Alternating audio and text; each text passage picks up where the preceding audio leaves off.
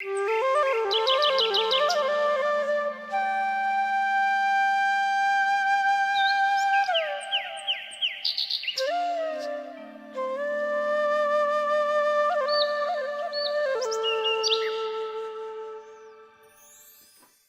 दर्शकों, आप सभी को मेरा प्यार भरा नमस्कार और आपका स्वागत है अक्षयधारा की इस कड़ी में।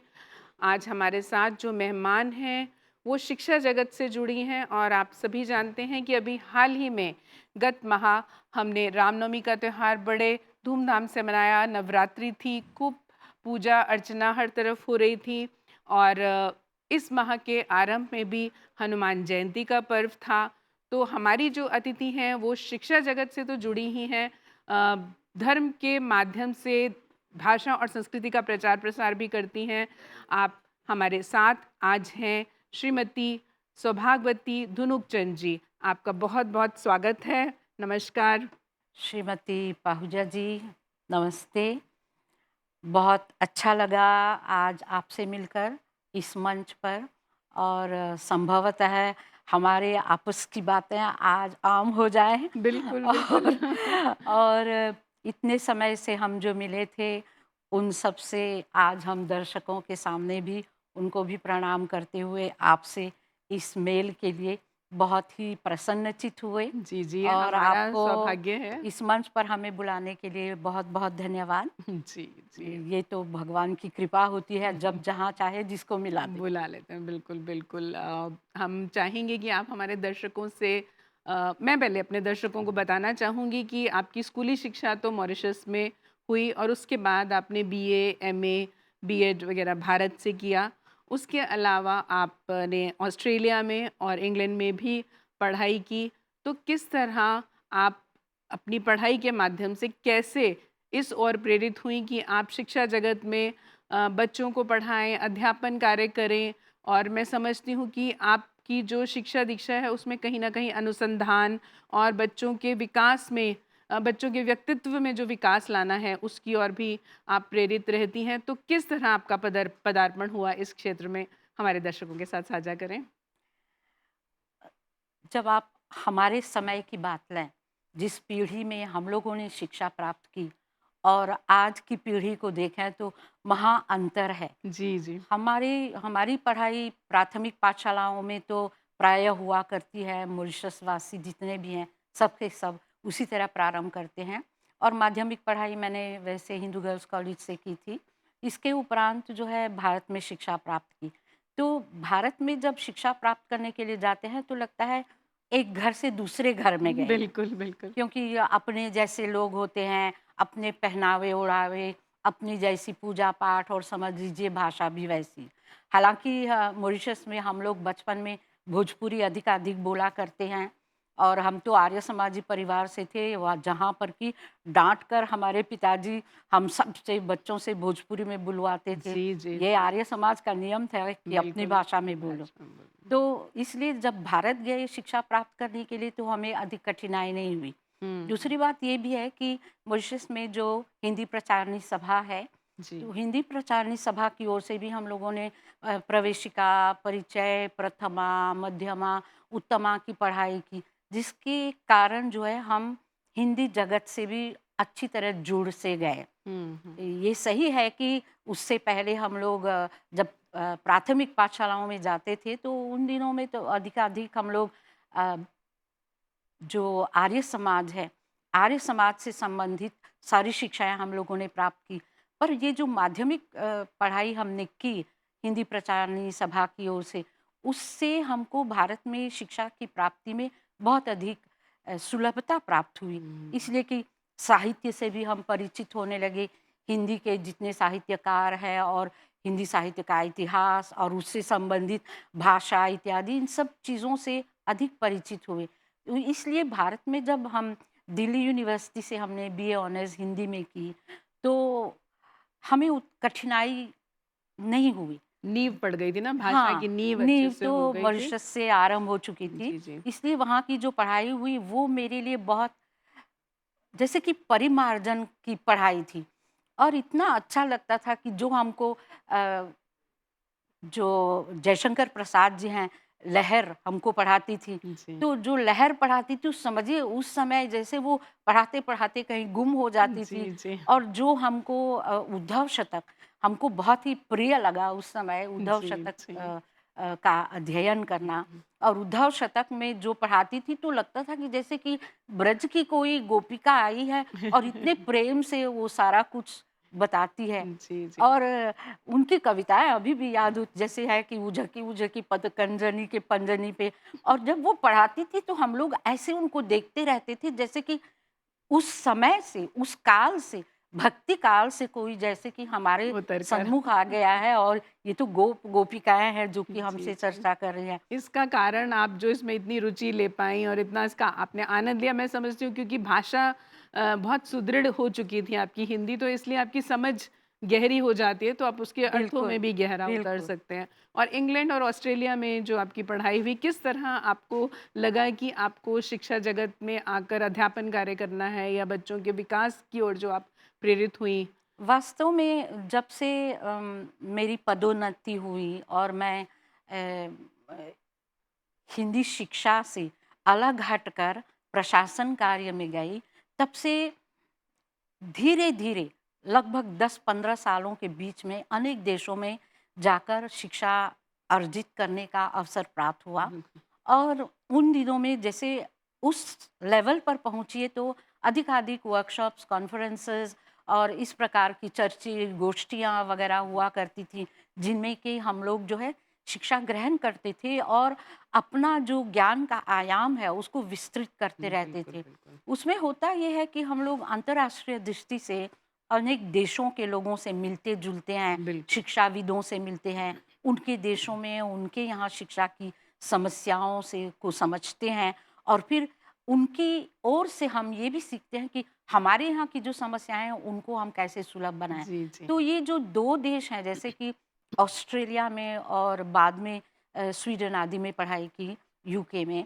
तो ऑस्ट्रेलिया की जो पढ़ाई थी वो अधिकाधिक जो है इंटरनेशनल एग्जीक्यूटिव डेवलपमेंट प्रोग्राम था, जिसमें कि हम लोग जो है प्रशासन से संबंधित जितनी प्रकार की योग्यताएँ हैं, उनकी चर्चा करते हैं, उनको जैसे हम लोग सीखते हैं। टाइम मैनेजमेंट की बात हम लोग बड़ी मज़ेदार बात है ना कि इस उम्र में पहुँचकर जो है हम लोग मैनेजमेंट की बातें सीखना आरंभ करते हैं। क्योंकि हम लोगों के लिए था क्या कि हम लोग अधिक-अधिक जो है अब बीए ऑनर्स, बीएड और एमएड वगैरह कीजिए, जो कि हमने भारत से किया। तो बनारस से तो हमने बी एमएड, बीएड और एमए हिंदी में की हुँ, पढ़ाई की। लेकिन यहाँ आकर ये जो किया ये तो एकदम अलग प्रकार की जी। शिक्षा थी, क्योंकि प्रशासन का कार्य अलग होता है। हुँ, कागज़ों का लेख-देख देखना, समझना, अपनी भावनाओं की अभिव्यक्ति, अपने विचारों की अभिव्यक्ति करना, नए-नए विचार प्रस्तुत करना, प्लान्स बनाना, योजनाएँ तैयार करना हर प्रकार की। ये जो है इसके लिए इसकी जो तैयारी है ये ऑस्ट्रेलिया में मुझे बहुत अच्छी तरह प्राप्त हुई। वहाँ पर जो लोग हमको पढ़ाते थे, मज़ेदार बात ये है कि हम शिक्षा जगत से जुड़े थे, लेकिन वहाँ हमको शिक्षा देने वाले मैकडॉनल्ड्स के जो मैनेजमेंट के लोग थे, वो पढ़ाया करते थे। हुँ, अब जैसे कि फूड और एग्रो इंडस्ट्रीज़ के लोग थे, एयरपोर्ट वाले हमको सिखाते थे। अनेक प्रकार हमें बड़ा अजीब लगा कि इस प्रकार के लोग हमको शिक्षा देने आ रहे हैं। पर सबसे मज़ेदार बात ये है कि वहाँ वो लोग जिस प्रकार के तौर-तरीके और जिस प्रकार की अपनी कला जो है, जो स्किल्स हैं, हुँ। कार्यशैली की जो प्रणालियाँ हैं, वो सब सुनाते हैं। उसको किस प्रकार हम लोग हिंदी में या हिंदी शिक्षण में समझिए या आप लागू करना चाहते हैं शिक्षा जगत में, वो अलग बात होती है। जी, ये हमारे लिए एक बहुत बड़ा प्लस रहा, क्योंकि मान लीजिए आप लीडरशिप के बारे में सीखते हैं और केवल स्कूलों में ही बंद कर रह जाते हैं, हुँ, तो आपको बाहर का दायरा दिखाई नहीं देता है। नहीं, नहीं। लेकिन यहाँ आकर ये शिक्षा प्राप्त हुई, ये बड़ा अच्छा लगा।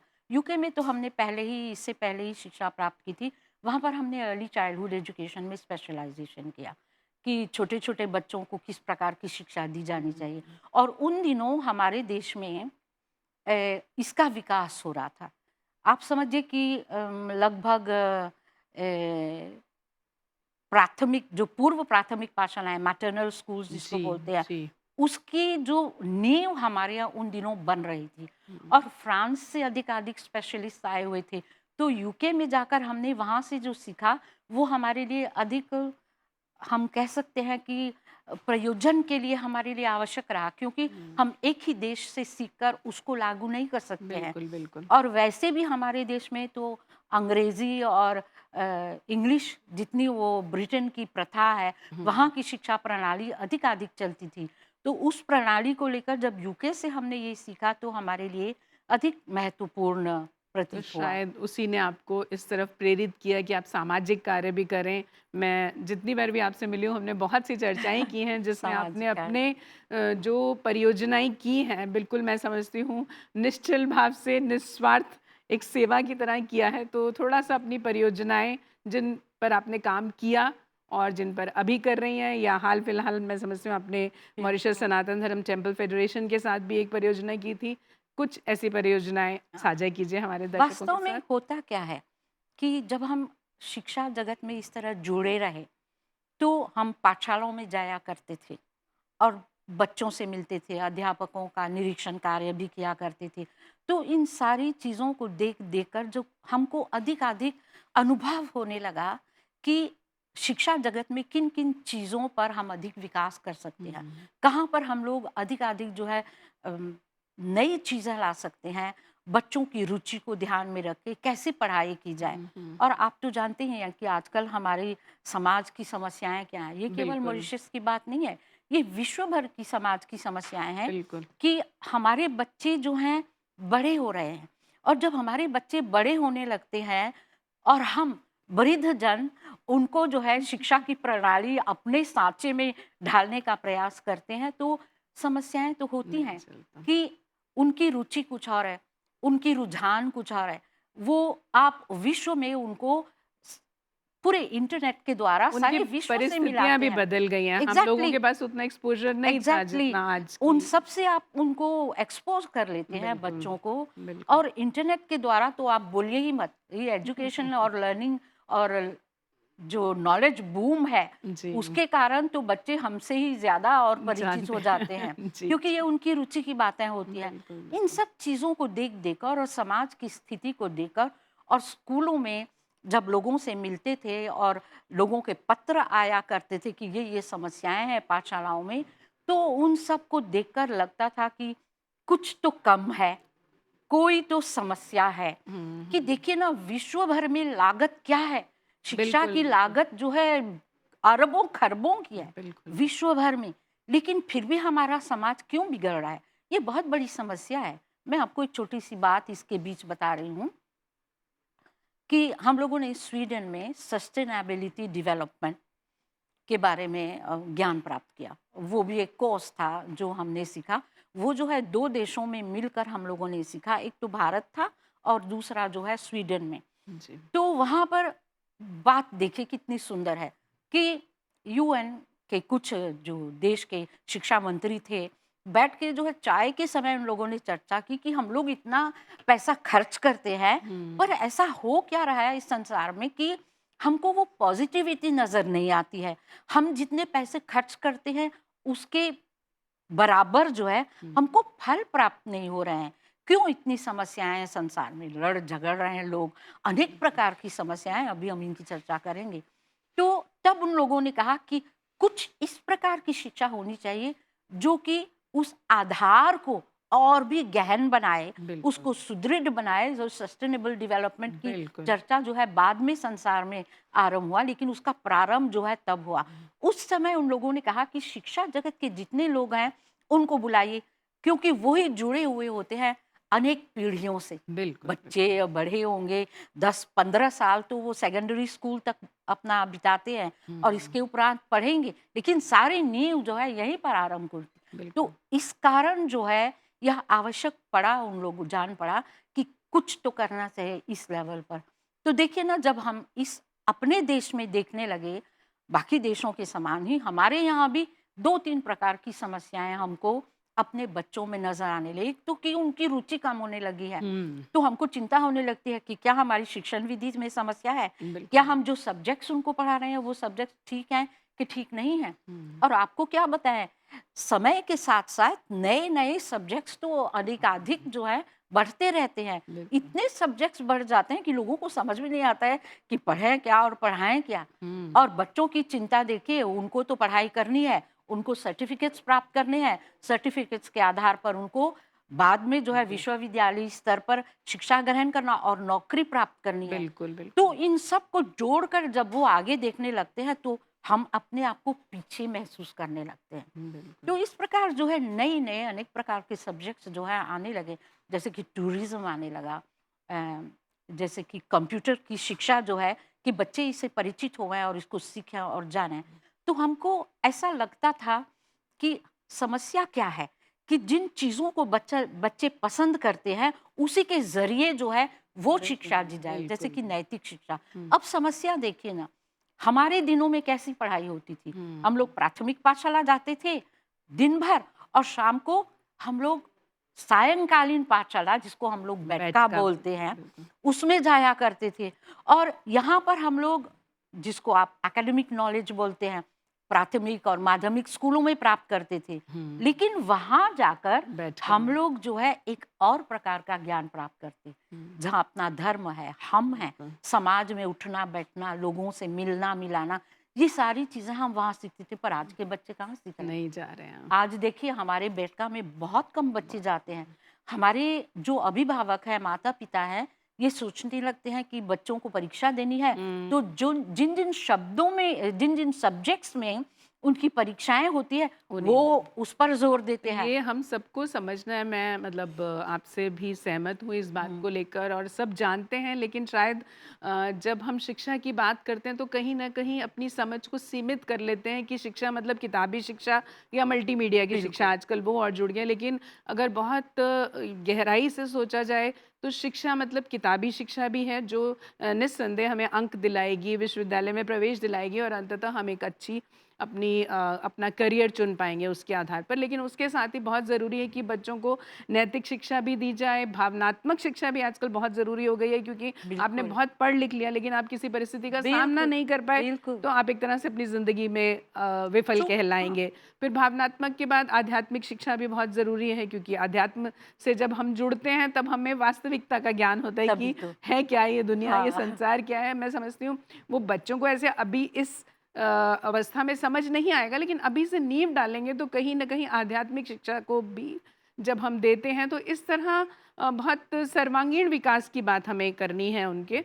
तो उसको मैं देख रही हूँ आप बहुत ज़्यादा ध्यान देती हैं, क्योंकि अभी रामनवमी भी पे मैंने हाँ, देखा बिल्कुल। और जैसे आपने बताया था सनातन धर्म के साथ उधर जुड़कर से आपने भी बच्चों हाँ, के लिए एक परियोजना की थी। हाँ। उसमें आपने कैसे बच्चों के साथ इंटरैक्ट किया? अच्छा, ये मज़ेदार बात है हुँ, कि हमारे वैदिक काल से बोलते थे कि भाई 3 क्षेत्रों में शिक्षा देना अत्यंत आवश्यक है, जी, और इसके अलावा वेदों में तो संपूर्ण वही। ज्ञान समाहित है। जी, आप साइंस ले लीजिए, आप मेडिसिन ले लीजिए, आप किसी भी विषय को चुन लीजिए, वेद से उद्धृत आपको सारा ज्ञान प्राप्त होगा। तो क्या बोलते थे कि भाई मनुष्य को जो है एक तो भौतिक ज्ञान होना चाहिए, दूसरा आत्मज्ञान होना चाहिए, और तीसरा कहते थे कि उनको परमात्मा से संबंधित जो है उनको ज्ञान प्राप्त करनी चाहिए। आध्यात्मिक ज्ञान। हाँ, आध्यात्मिक ज्ञान प्राप्त करनी। ये 3 है, पर हम लोग तो चूक जाते हैं। एक छोटी-सी कहानी याद आ गई मुझे। जी, जी। एक बार ऐसा था कि एक बच्चा जो है स्कूल में बड़ा ही हुड़दंग मचा रहा था। तो स्कूल में अध्यापकों ने उसको कहा कि ये क्या बात है? जब देखो तो तुम इस प्रकार की शैतानियाँ करते रहते हो। तुमको डर नहीं लगता? बोले यहाँ मैं किससे डरूँ? यहाँ तो भगवान नहीं है। आह! घर तो अध्यापक ने पूछा, घर में डरते हो? बोले हाँ, घर में तो हाँ, मेरी माँ ले जाके खड़ा करती है और बोलती है देख भगवान तुमको देखता है। देख रहा और स्कूल में भगवान की शिक्षा नहीं दी जाती है। हुँ, देखिए समस्या। तो अब बच्चे को ये भी समझाना है कि भगवान तो हाँ, हर जगह है, हर कण-कण में जगह है। है। तो अगर आप उसको आध्यात्मिक ज्ञान नहीं देते हैं, उसके अपने बारे में नहीं समझाते, तभी तो इतनी समस्याएँ हैं। बिल्कुल, बिल्कुल, आज देखिए हमारे समाज में हमारे युवकों को यौन संबंधी कितनी समस्याएँ होती हैं। बिल्कुल। जब बच्चे बड़े होने लगते हैं, उनका शरीर बढ़ता है, वो अपनी भावनाओं को बढ़ते हुए और बदलते हुए समझ नहीं पाते हैं, बड़ी हुँ, मुसीबत है। बच्चा, तब हम उनको कहेंगे, आप सेकेंडरी स्कूल के बच्चे को ले लीजिए, माँ-बाप कहते हैं अरे इतना बड़ा हो गया, फिर भी ये नहीं कर सकता, और कोई और काम करे तो बोलेंगे अभी तुम छोटे हो, जी, बाद में इसके बारे में बात करना। हम बच्चे को कितनी बड़ी दुविधा में डाल देते हैं, बड़ा कन्फ्यूज़न है उनके दिमाग वो में यूँ ही कि बहुत कभी सारी हाँ, चुनौतियों से गुज़र रहा होता हाँ, है और बेचारा। हम एक तो कितनी सारी चुनौतियाँ हैं और जी, कभी जी। कोई उसको बड़ा कहे, कभी छोटा कहे और हर प्रकार की हम उससे आकांक्षाएँ रखते हैं। बिल्कुल, बिल्कुल। तो हमारे समाज की ये समझ है, इन दुविधाओं में पड़कर हमारे बच्चे भटक रहे हैं। हुँ, अपनी भावनाओं को नहीं समझ पाते हैं। तो जब अपनी भावनाओं को नहीं समझ पाते हैं, किसी से पूछते हैं, किसी से बोलते हैं, आजकल तो इंटरनेट और बोलिए मत, वीडियोज़ और यूट्यूब और सबके द्वारा जो है, उनको किताब ढूँढने की भी आवश्यकता ही नहीं है। यूँ कुछ कहें कि समय ज्ञान था परोसा जा रहा एकदम, है। एकदम परोसा जा और किस प्रकार का ज्ञान परोसा जा रहा है। ऑन अ क्लिक हाँ, हाँ, बिल्कुल, बिल्कुल। जस्ट अ क्लिक अवे कहते हैं ना। एग्ज़ैक्टली ऑन ए क्लिक सारा गुरु बना हुआ है, हुँ, तो बच्चों गूगल को सही शिक्षा प्राप्त नहीं होती है। बिल्कुल, कितना ढूँढेगा बच्चा? पहले तो आप आधार उनके लिए फाउंडेशन बनाइए बिल्कुल। शिक्षा का। तो ये समस्या हमने ये जब ये देखा, तो हमको लगा कहाँ से आरंभ करूँ? आप कहाँ से आरंभ करो? जब आप शिक्षा जगत में आप जॉब पे होते हैं, तो जॉब तक ही आपकी सीमा बंधी हुई होती है। आप उसके अलावा कहीं भी जाते हैं पूजा-पाठ में, मंदिर में, कहीं पे लोग बुलाते हैं, आप जाते हैं महिला सभाओं में भाषण देते हैं, वर्कशॉप्स में जाते हैं, लोगों से मिलते हैं, युवा पीढ़ी से मिलते हैं। तो बातें तो करते हैं, लेकिन खुल्लम-खुला आप नहीं कर सकते क्योंकि तब जो है आप बंधे हुए होते हैं। जी, जी। आप उस समय नहीं जाकर ये नहीं कह सकते कि भाई रामायण से ये संबंधित है, तो बाकी लोग कहेंगे अच्छा आर्य समाज के बारे में नहीं कहा, बाकी लोग कहेंगे अच्छा बाकी लोगों के बारे में नहीं बताया, तो ये समस्याएँ खड़ी होती हैं। इसलिए उस समय जो है हम तो बनी-बनाई लीक में हमको चलना जी, पड़ता है, जी, जी। क्यों हमको सरकार का प्रतिनिधित्व करना पड़ता है, इसलिए बिल्कुल। कोई ऐसी समस्या ना खड़ी हो जाए। हुँ, पर हुँ। अब तो हम लोग स्वतंत्र हैं, इस स्वतंत्रता के माध्यम से हम बच्चों से जुड़े हैं। इसलिए ये जो आपने बात उठाई सनातन धर्म टेम्पल्स जी। फेडरेशन की, तो मज़ेदार बात है कि जब कोविड चल रहा था, तो कोविड की समस्याओं को देखकर कुछ लोगों ने सोचा कि कुछ तो करना चाहिए। हुँ, तो सनातन धर्म टेम्पल्स फेडरेशन ने लोगों से मिल-मिला के उन लोगों ने बँटवारा किया कि कौन किस प्रकार की शिक्षा देगा। उसमें जो है हम लोगों को ऑनलाइन बच्चों को शिक्षा देनी थी, तो हमने उसको कल्चरल हेरिटेज बोला। हुँ। और कल्चरल हेरिटेज में बच्चे क्या सीखेंगे? अपने बारे में। तो क्या सीखेंगे? मज़ेदार बात है, लोग कहते हैं कि छोटे-छोटे बच्चों को क्या कल्चर पढ़ाया जाए? हुँ, कल्चर तो एक तो सही बात है कि घर में रह-रह कर, देख-देख के समाज में जी, उठ-बैठकर, पूजा-पाठ में आ जाकर, पहन-ओढ़ कर, खा-पी कर हम लोग बहुत कुछ सीख सीख लेते हैं। जाता हूँ।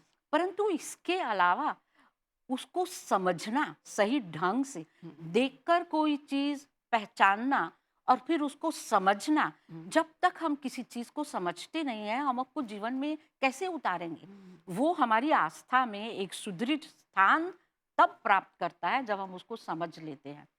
तो तब हमने कहा कि हाँ, इन बच्चों को हम जो शिक्षा देंगे, वो 5 क्षेत्रों से संबंधित होगा। एक तो ये होगा कि वो हम इसको इंग्लिश में बता रहे हैं क्योंकि उन जी, जी, दिनों हम बिल्कुल, बिल्कुल। इंग्लिश में बच्चों को पढ़ा रहे थे। हुँ, हुँ, तो ये है कि उसमें मैन, गॉड, यूनिवर्स हुँ, और इसके अलावा जो है संबंध क्या है मैन का गॉड के साथ, मैन का यूनिवर्स के साथ, मैन का मैन के साथ और इसके अलावा हमारे जो धर्म ग्रंथ है। हुँ। तो कुछ लोगों ने सोचा कि भाई छोटे-छोटे बच्चों को कैसे ये पढ़ाया जा सके? बड़ी मज़ेदार बात है कि उन्हीं से पूछो ना, वो ही आपको इतनी सारी सीख चीज़ें बता देते हैं, आपको विश्वास नहीं होगा कि हमारे बच्चे इतनी सारी चीज़ों से कैसे परिचित हैं। हुँ, हुँ, तो हुँ, मज़ेदार बात ये है कि हमने जब उनको पढ़ाया तो शुरू-शुरू में कहा, अच्छा देखा तो ये इनको नमस्ते बोलना आता है, हुँ, कैसे नमस्ते बोलते हैं, नमस्ते का अर्थ समझते हैं, नमस्ते में जो गहराई है, इस बात को बच्चे समझते हैं कि नहीं समझते हैं। तो इन सारी चीज़ों को लेकर हमने आरंभ किया कि वो अपने को समझे, स्वयं को प्रस्तुत कर सके, किसी से मिले समाज में, कैसे बातें कर सके। तो ये जो 5 प्रकार के ज्ञान हैं, इनको मिला के हम लोगों ने प्रस्तुत किया। जी, जी। मैं और व्यक्तिगत रूप से समझती हूँ कि आप ज़रूर उन्हें समझा पाई होंगी क्योंकि आप खुद इन चीज़ों से बहुत नज़दीकी से जुड़ी हुई हैं। क्योंकि आपके 2-3 प्रकाशन भी हैं, मैं समझती हूँ कि आपने 2 पुस्तकें भी आपके पास हैं, एक तुलसीदास जी पर है और दूसरी प्रभुप्रीत की अमृत वर्षा। तो हाँ, इनमें जब आपने ये सब चीज़ें लिखी तो ज़रूर आप भी उससे गहराई से जुड़ी होंगी और वही आप साझा भी कर पाई होंगी अपने जो बच्चे कहें उनके साथ। तो बहुत-बहुत धन्यवाद आपका आज के कार्यक्रम में आने के लिए, हमें बहुत अच्छा लगा। मैं समझती हूँ हमारे दर्शकों को बहुत कुछ जानने को मिला होगा और इसमें तो कोई संदेह नहीं कि जो आजकल के बच्चे हैं, वो जितना ज्ञान उनको मिल रहा है और जो हमारे साथ या पिछली पीढ़ी के साथ उनका जो अंतर बनता है, जिसे हम जनरेशन गैप कहते हैं, वो उनका जो विश्वास है, वो कहीं न कहीं आत्मविश्वास से आगे बढ़कर अति विश्वास हो जाता है और कहीं न कहीं उन्हें पथभ्रष्ट करता है। तो हमें उनका विरोध तो नहीं करना है, हमें बच्चों के साथ चलना है। जो चीज़ें वो जान पा रहे हैं, हमें भी जानना चाहिए और हमें कोशिश ये करनी है कि बच्चों का जो ज्ञान की, समझ की जो नींव है, वो सुदृढ़ हो। उस पर जिस रास्ते पर वो चल रहे हैं, हम ज़रूरी नहीं है कि बार-बार उन्हें रोकें या उन्हें चेक करते रहें, वो भी ज़रूरी है, लेकिन एक ज़रूरी ये है कि हम उन्हें दिशा भी दें। अगर हम उनके साथ मिलकर उन्हें दिशा देंगे, तो वो ज़रूर हमारी बात सुनेंगे और हम सबका कर्तव्य है कि हम बच्चों के शैक्षिक जो पक्ष है, उसके हर अंश पर ध्यान दें, उसमें नैतिकता पर ध्यान दें, भावनाओं पर ध्यान दें, आध्यात्मिकता पर ध्यान दें और एक सर्वांगीण विकास की बात करें। तो बहुत-बहुत आभार आपका, धन्यवाद इस कार्यक्रम में हमसे जुड़ने के लिए और मैं इस मंच के माध्यम से धन्यवाद करूँगी एमबीसी की तकनीकी टीम का भी, जो बहुत ही प्यार से, स्नेह से और बड़े ही पेशेंस के साथ हमारा साथ देते हैं। बहुत-बहुत आभार दर्शकों, आपका भी आभार।